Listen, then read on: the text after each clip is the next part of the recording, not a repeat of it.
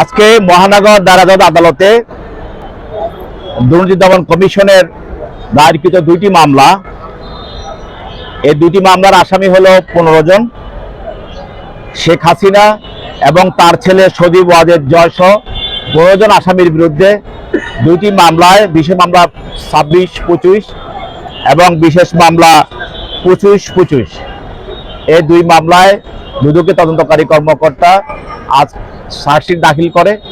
আজকে মামলাটি আমলে নেওয়ার জন্য দিন ধার্য ছিল, সেই হিসাবে আজকে মামলাটি তাদের বিরুদ্ধে আমলে নেওয়া হয় এবং পরবর্তী তারিখ 29/4 পরবর্তী তারিখের জন্য দিন ধার্য আছে। এর মধ্যে তাদেরকে আদালতে উপস্থিত হওয়ার জন্য বলা হয়েছে এবং তাদের বিরুদ্ধে গ্রেপ্তারি পরোয়ানাও জারি করা হয়েছে। এই মামলার বিষয়বস্তু হলো যে, আপনারা জানেন যে রাজুকের পূর্বাচল আবাসিক এলাকা, এই আবাসিক এলাকাতে শেখ হাসিনা ক্ষমতা থাকা অবস্থায় তার ছেলে সজীব ওয়াজেদ জয় এবং শেখ নামে 10 কাঠা এবং শেখ হাসিনা তার নিজের নামে 10 কাঠা প্লট সে বেআইনিভাবে, আইন বহির্ভূতভাবে রাজুকের নিয়ম কানুন না মেনে ক্ষমতা অপব্যবহার করে তারা তাদের নামে এই প্লট দুইটি নিয়ে নেয় এবং দখল নেয় এবং রেজিস্ট্রি করেও নিয়ে নেয়।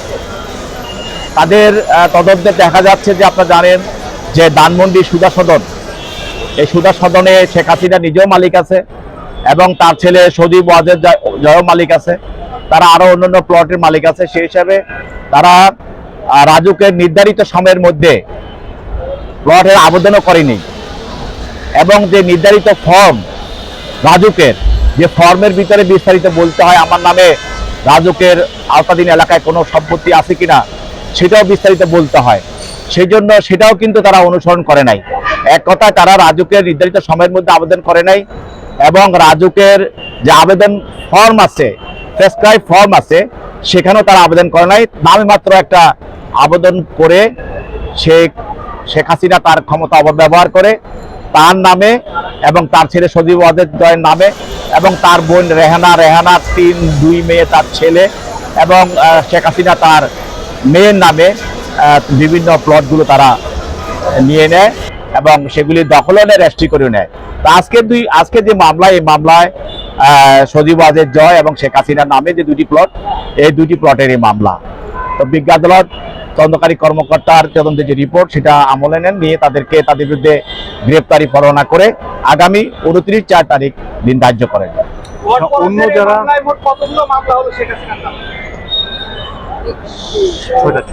শেখ হাসিনার নামে এটা 2টা, গতকাল 6টা।